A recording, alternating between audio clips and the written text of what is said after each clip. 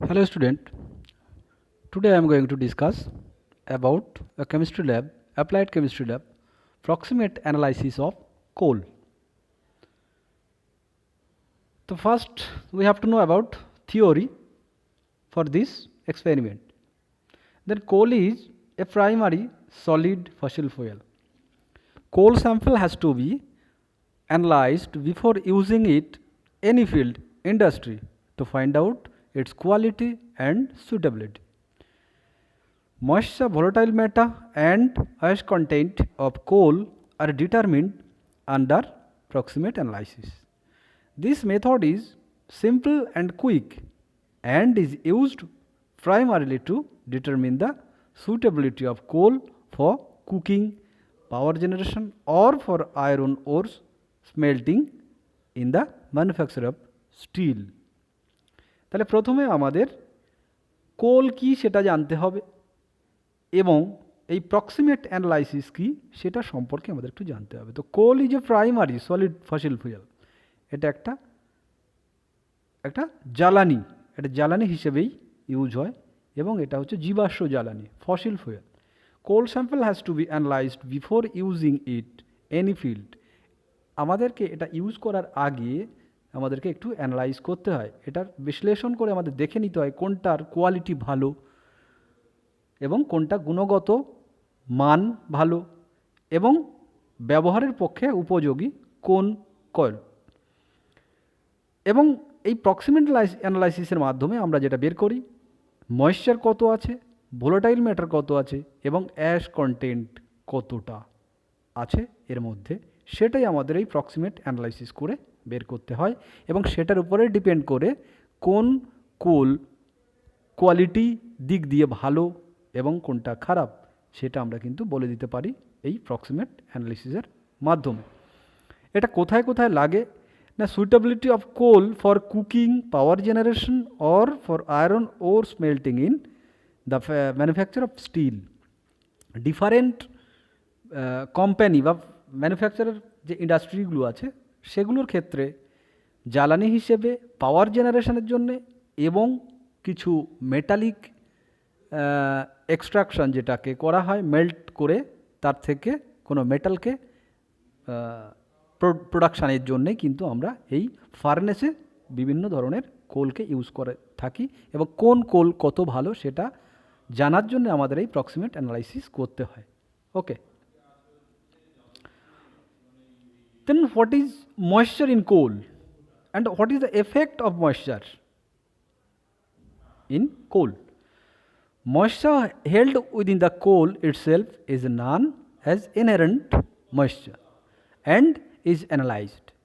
Moisture reduces the calorific value of coal and considerable amount of heat is wasted in evaporating it during combustion.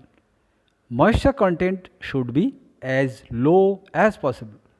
অর্থাৎ এই moisture কয়লার মধ্যে যদি থাকে, কোলের মধ্যে যদি থাকে, আমাদের সেই কতটা আছে তার পরিমাণ আমাদের একটা পার্সেন্টেজ বের করতে হয়।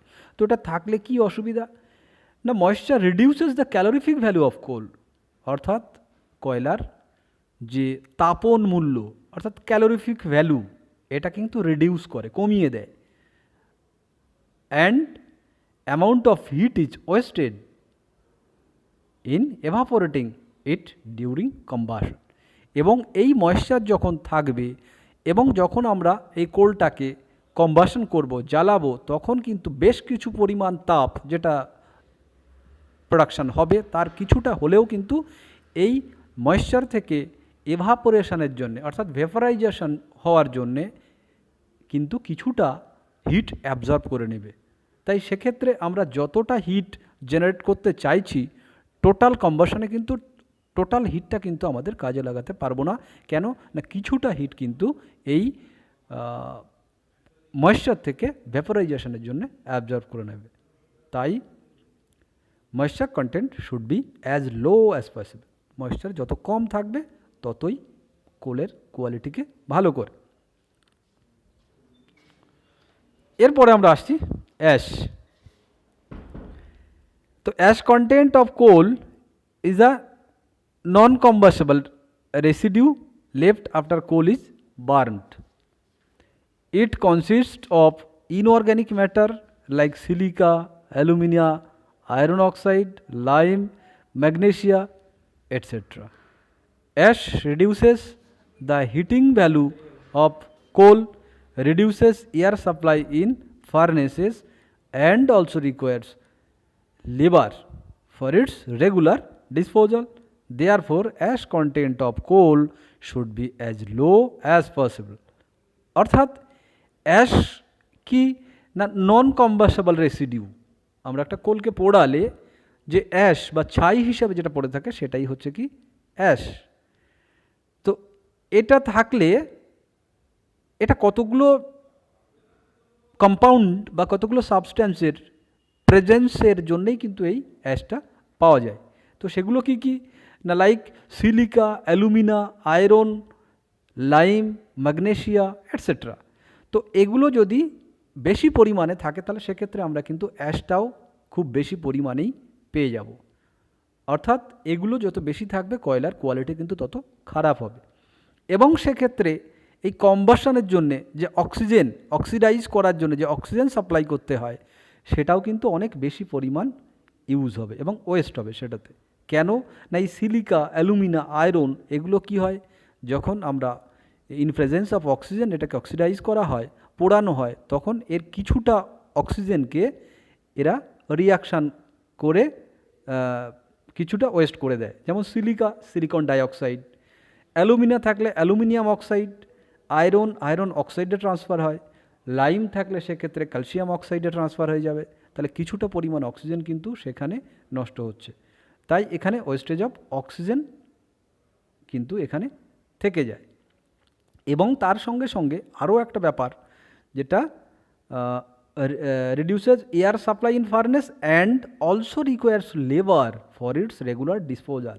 এবং ছাই যদি বেশি পরিমাণে হয়, অ্যাশ এর অ্যামাউন্ট যদি অনেক বেশি হয় তাহলে সেগুলোকে কিন্তু সেখান থেকে ডিসপোজ করার জন্যে প্রচুর পরিমাণে লেবার কস্টেও এসে যায়। সুতরাং লেবার কস্টিংয়ে অনেক বেশি খরচে লাগবে।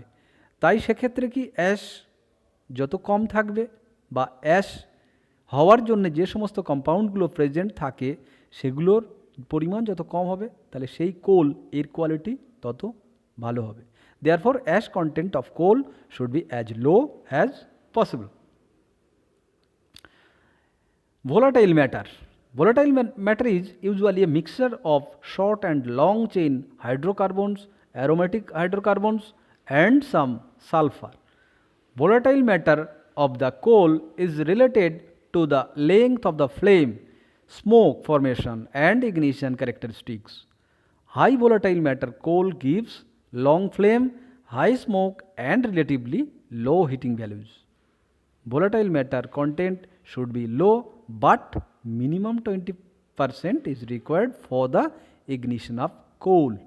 তাহলে ভোলাটাইল ম্যাটার বলতে আমরা কি বুঝছি না কিছু অ্যারোমেটিক হাইড্রোকার্বনস, জৈব যৌগ, কিছু যে বৃত্তাকার শৃঙ্খলযুক্ত যে জৈব যৌগ যেটাকে বলা হয় aromatic hydrocarbons, and some sulphur. If there is present then the volatile we can say volatile matter is present. এই ভোলাটাইল ম্যাটার অফ কোল যদি থাকে তাহলে সেক্ষেত্রে কি হবে অনেক বেশি ফ্লেম তৈরি হবে।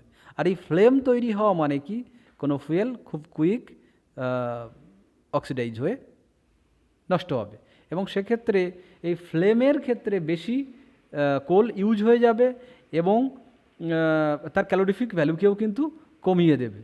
কিন্তু একটা জিনিস আমাদের খেয়াল রাখতে হবে, অ্যাটলিস্ট 25% এই ভোলাটাইল ম্যাটার যদি না থাকে তাহলে সেক্ষেত্রে ফ্লেম তৈরি হবে না, আর ফ্লেম যদি তৈরি না হয় তাহলে কিন্তু আমরা ওটাকে জ্বালাতেই পারবো না। তাই at least 20% volatile matter is required for the ignition of coal. Then fixed carbon.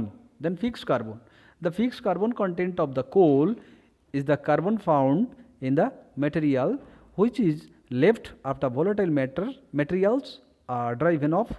More the fixed carbon content, higher will be the calorific value of coal. তাহলে এক্ষেত্রে আমরা দেখছি কি যে তাহলে কার্বনের পরিমাণ কত আছে, কার্বনের পরিমাণ কত আছে সেটা আমরা কি করে জানবো না, প্রথম থেকে আমরা যদি দেখি ময়েশ্চার কত আছে, অ্যাশ কত আছে এবং ভোলাটাইল ম্যাটার কত আছে, এগুলোকে বাদ দিয়ে টোটাল যে পরিমাণ কোলকে আমরা নিয়েছি সেই পরিমাণ কোল থেকে যদি এই তিনটেকে বাদ দিয়ে দিই, তিনটেকে মাইনাস করি, amount of volatile matter, amount of moisture and amount of ash, if you deduct from the total number of coal which is experiment, তাহলে কিন্তু আমরা total amount of carbon in the sample we will get. ঠিক আছে, অর্থাৎ আমরা কি তাহলে total যে স্যাম্পল অ্যামাউন্ট নিয়েছি তার থেকে ভোলাটাইল ম্যাটার যত পাচ্ছি সেটা, ময়েশ্চার যত পাচ্ছি সেটা, এবং আমরা যে ভোলাটাইল ম্যাটার এবং অ্যাশ টোটালটা বাদ দিলে যেটা পড়ে থাকছে সেটাই হচ্ছে ফিক্সড কার্বন। জেনে রাখতে হবে এখানে ফিক্সড কার্বনের অ্যামাউন্ট যত বেশি হবে ততই কিন্তু কোলের কোয়ালিটি তত ভালো এবং তার ক্যালোরিফিক ভ্যালুও কিন্তু অনেক বেটার হবে।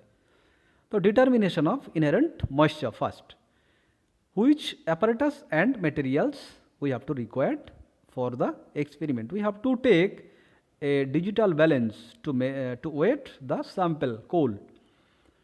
Then we have to require a silica crucible.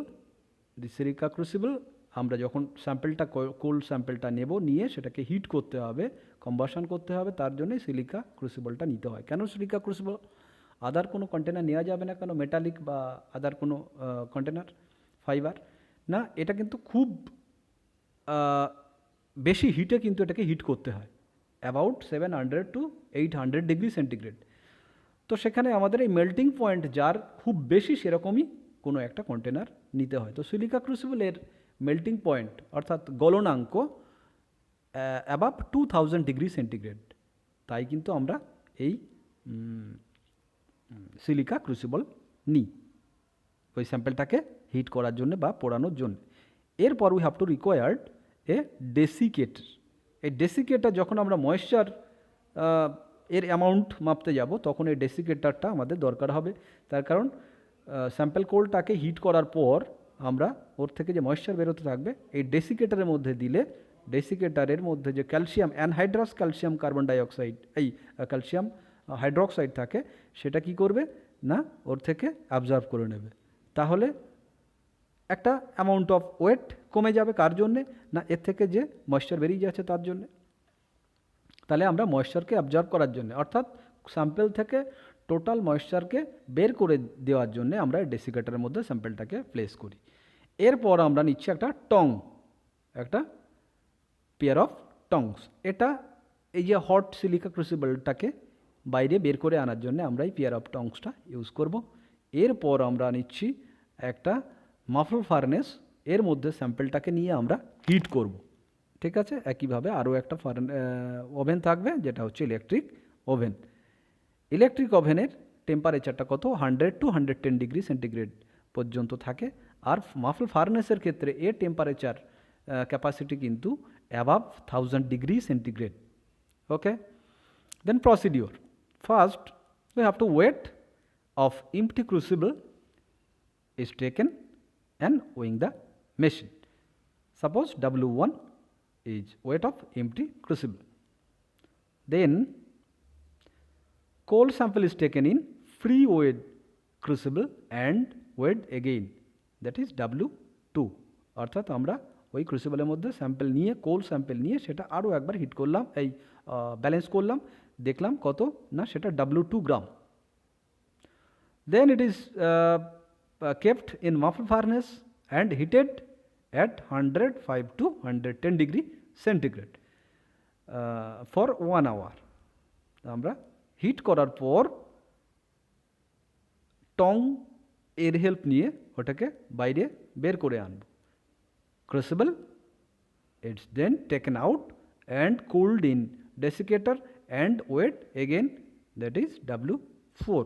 আমরা ডেসিকেটারের মধ্যে রাখার পর টোটাল ময়েশ্চার যখন অ্যাবজর্ব হয়ে যাচ্ছে তারপর একবার আমরা ওয়েট করলাম, দেখলাম তার ওজন W4 গ্রাম হয়েছে, just like this picture. Then calculation, তো weight of empty crucible is W1 equals to, we have get 10.5 gram, weight of crucible plus coal sample W2 equals to, we have get 12.8 gram. Then weight of coal sample before heating W2 minus W1, that is equals to W3 equals to 2.3. That's mean 12.8 minus 10.5 equals to 2.3 gram. This is before heating the weight of sample coal. Weight of crucible plus sample after heating for 1 hour at 105 to 110 degree centigrade equals to W4 equals 12.7. Weight of coal sample after heating W4 minus W1 equals to W5 equals to 2.2 grams. That's mean after heating the weight of sample coal is 2.3 minus, that is 2.2 minus 2.3 equals to 0.1 gram. Here you can see percentage of moisture in coal equals to weight of moisture by weight of coal before heating into 100. You can calculate by unitary method simply. Then percentage of moisture is in coal, weight of moisture divided weight of coal before heating into 100, that is 0.1, that is weight of moisture by 2.3 into 100 equals to, we can see 4.35%. Then we can say the percentage of moisture in the coal sample, given coal sample is 4.35%. By the same process, we can determine of ash content in that coal sample. Procedure: first we have to weight. The empty crucible is taken in weighing machine, that is W1. Then coal sample is taken in a free weight crucible and weighed again, that is W2, just like this. And then it is kept in muffle furnace and heated it. You can see 700 to 750 degree centigrade temperature for 1 hour also. And after that we have to taken out the cool crucible and placed in desiccator and weight again. We can see the weight of this sample is W4.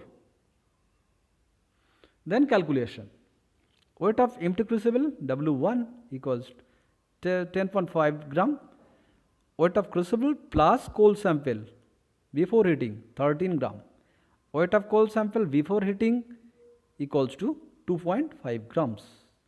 Okay, and weight of crucible plus sample after heating for 1 hour, weight of crucible plus sample after heating for 1 hour at 700 to 750 degrees centigrade equals to 10.745.